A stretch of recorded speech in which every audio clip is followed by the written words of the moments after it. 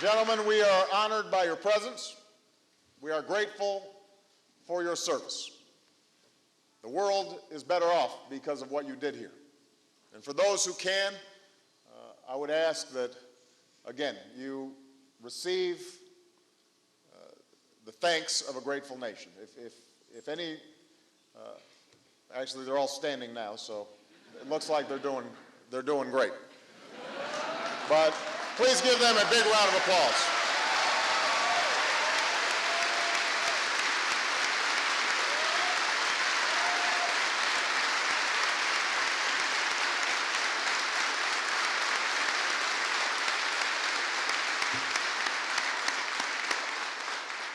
I also want to recognize the Korean soldiers who battled side by side with our own.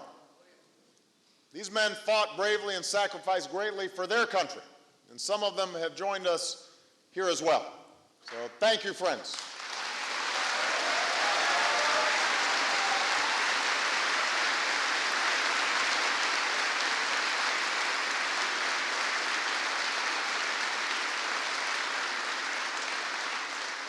Kachi kapsida. We go together. The veterans who have traveled here today saw battle at the Incheon Landing and the Busan perimeter. They survived the bloodshed at Heartbreak Ridge and the ambush at Chosin Reservoir. At one point in that battle, the enemy tossed a grenade into a trench where multiple Marines lay wounded. And that is where Private Hector Cafarata ran into that trench, picked up that grenade, and threw it back. It detonated in his hand and severely injured his arm. But because of what he did, Private Cafarata served the lives of his fellow Marines. He received the Medal of Honor for his heroism. He is here today. Again, please give him an incredible.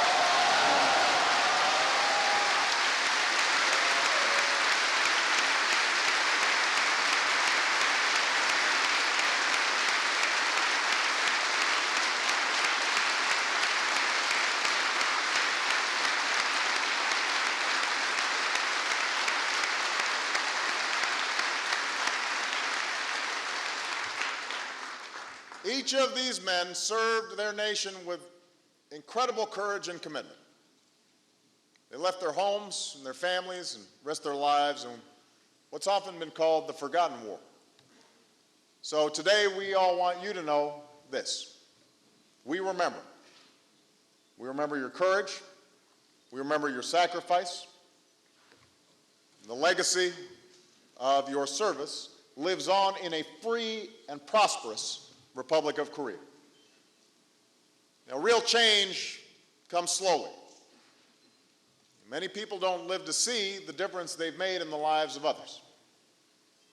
But for the men and women who have served on this peninsula, all you have to do is look around. Whether you're a veteran who landed in 1950 or one of the Yongsan troops today, the security you've provided has made possible one of the great success stories of our time. There are Koreans who can still remember when this country was little more than rice paddies and villages that would flood during monsoon season. Not 2 generations later, highways and skyscrapers line the horizon of one of the most prosperous, fastest growing democracies in all of the world. That progress has transformed the lives of millions of people. And you should know, one of these people is a man who went from grinding poverty to the presidency of this country. When I visited last year, I had lunch with President Lee, who I'll be seeing later today, and he shared with me his story of what it was like growing up poor as a child in Korea. And he said, "I hope the American people understand how grateful we are for what you've done, because we would not be the strong, prosperous nation we are were it not for the sacrifices made by the men and women of the United States military." That's from the president of this country. Because the Korean War ended where it began geographically, some ended up using the phrase "die for a tie" to describe the sacrifices of those who fought here. But as we look around in this thriving democracy and its grateful, hopeful citizens, one thing is clear: this was no tie. This was victory. This was a victory then, and it is a victory today. And 60 years later, a friendship that was forged in a war has become an alliance that has led to greater security and untold progress, not only in the Republic of Korea, but throughout Asia. That is something that everyone here can be extraordinarily proud of. Now, it's also a reminder of what still lies on the other side of the 38th parallel.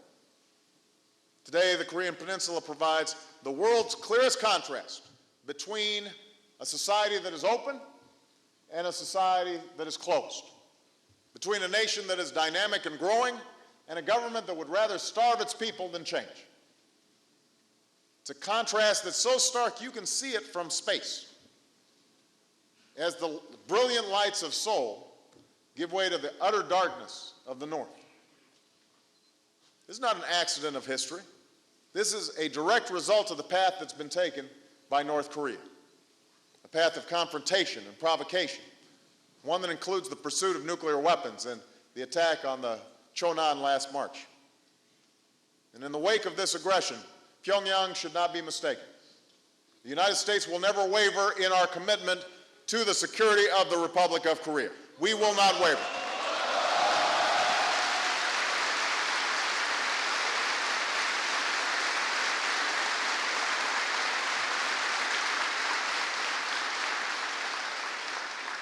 The alliance between our two nations has never been stronger, and along with the rest of the world, we've made it clear that the North Korea's pursuit of nuclear weapons will only lead to more isolation and less security for them.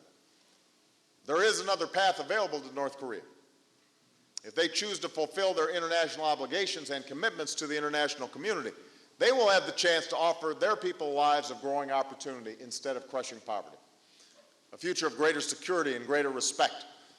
A future that includes the prosperity and opportunity available to citizens on this end of the Korean Peninsula. Until that day comes, the world can take comfort in knowing that the men and women of the United States Armed Forces are standing watch on freedom's frontier. In doing so, you carry on the legacy of service and sacrifice that we saw from those who landed here all those years ago. It's a legacy we honor and cherish on this Veterans Day. At the Korean War Memorial in Washington, there's a plaque right near the inscription that lists the number of Americans who were killed, wounded, missing in action, and held as prisoners of war. And it says, "Our nation honors her sons and daughters who answered the call to defend a country they never knew and a people they never met." A country they never knew and a people they never met. I know of no better words to capture the selflessness and generosity of every man or woman who has ever worn the uniform of the United States of America. At a time when it has never been more tempting or accepted to pursue narrow self-interest and personal ambition, all of you here remind us that there are few things that are more fundamentally American than doing what we can to make a difference in the lives of others. And that's why you'll always be the best that America has to offer the world, and that is why people who never met you, who never knew you, will always be grateful to the friend and ally they found in the United States of America. So thank you for your service. May God bless you, and may God bless the United States of America. Thank you very much.